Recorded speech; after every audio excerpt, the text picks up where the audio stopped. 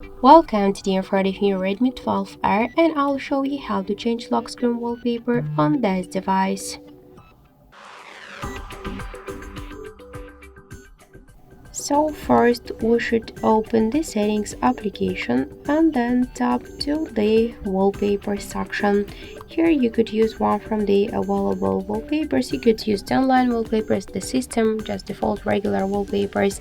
Just to use the online wallpapers, you should be connected to the internet, to Wi-Fi or mobile data.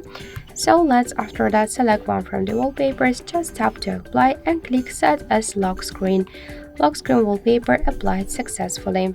So we could also check it. As you can see, that's so simple. Also, we get one more way how you could do that. Just first pinch to customize your home screen, then on the left down corner tap the wallpaper icon, and by the same way you'll open here the tabs the wallpaper application. You could use one from these online wallpapers.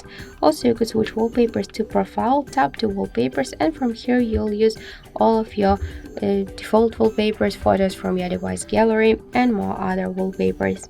So just select one from them, tap to apply, and click to set as lock screen.